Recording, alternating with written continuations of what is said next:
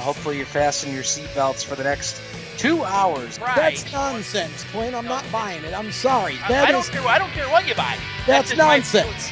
My feeling. You're not just buying a racetrack. You're buying a piece of American racing history right there. I mean, that's huge. The history behind the track, just mind-boggling. You hear a lot of rumors in the rumor mill.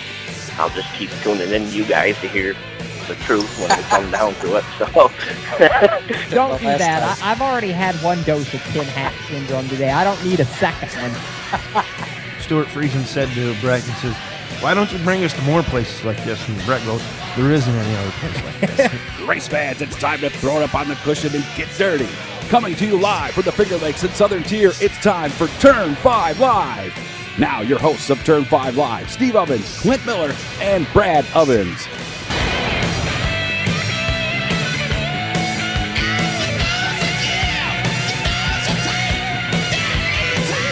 Oh, we're coming off turn 4 at the Big O.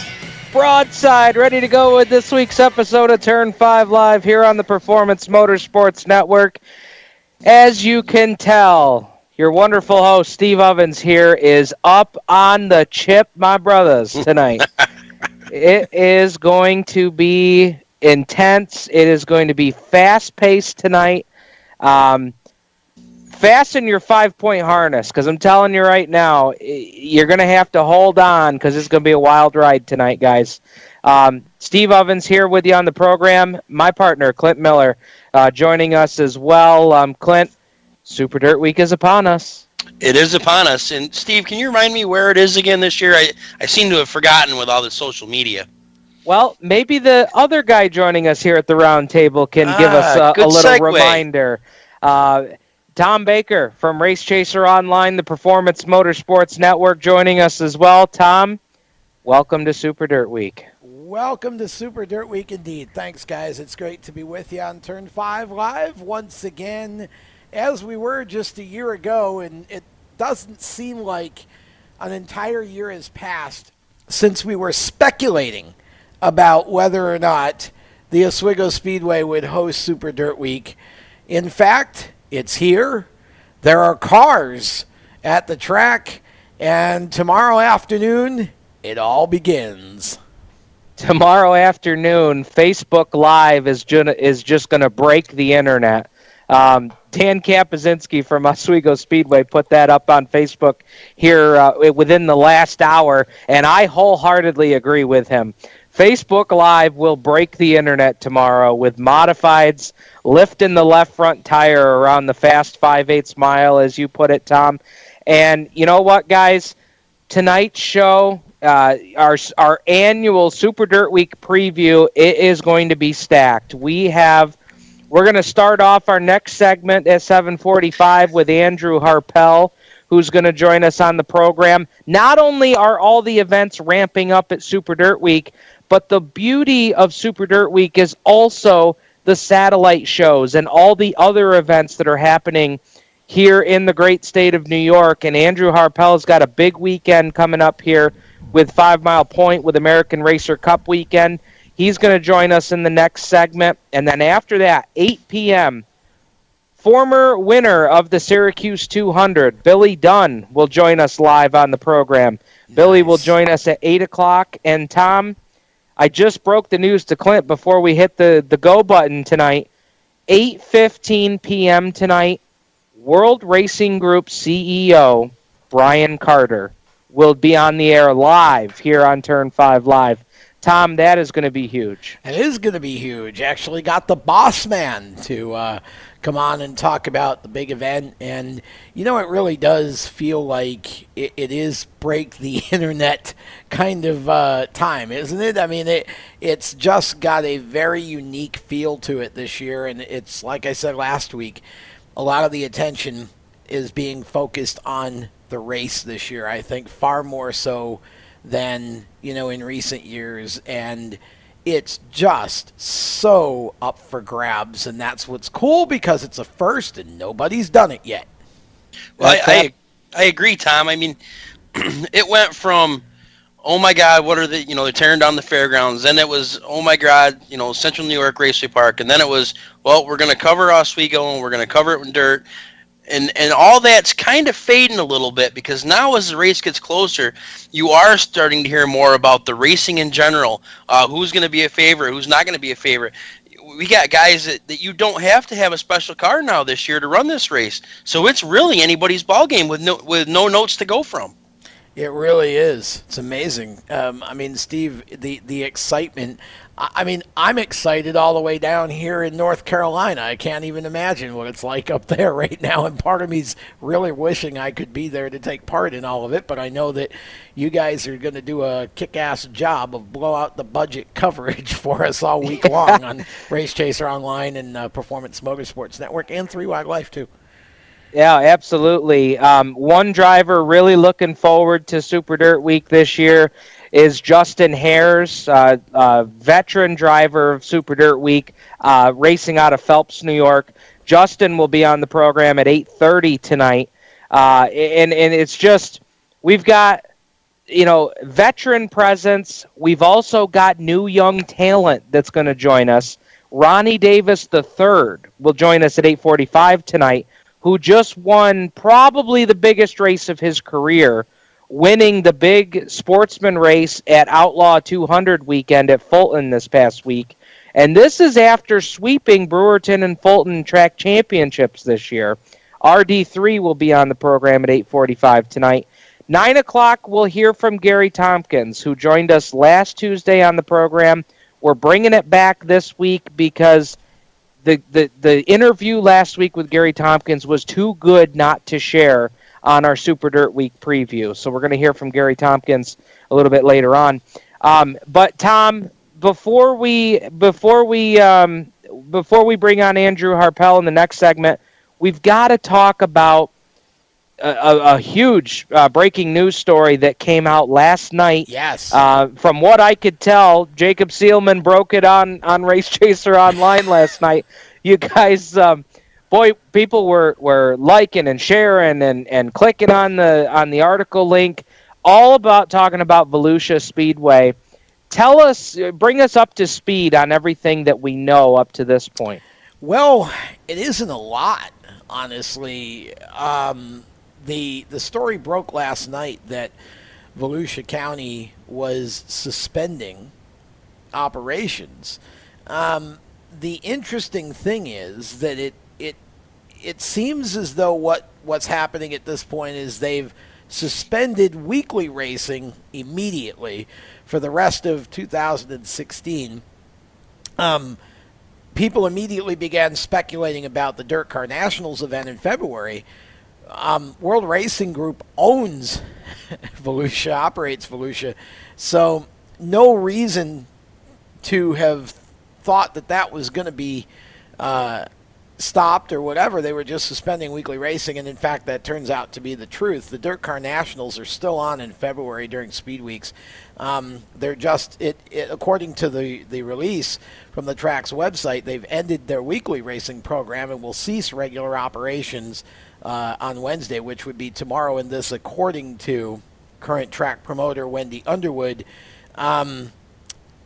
The full story is on racechaseronline.com if anybody wants to go look that hasn't seen it. But yeah, it's I don't know what else we know at this point, and it's really, honestly, to me, very sad because Florida is not very dense with racetracks to begin with. They've got more dirt tracks than they do paved tracks, but they're not very dense with racetracks. And Volusia's been a staple track, guys, forever. I mean, they used to have an asphalt track and a dirt track operating at the same time, and gosh, the super modifieds have raced there. I mean, they've had all kinds of stuff raced there.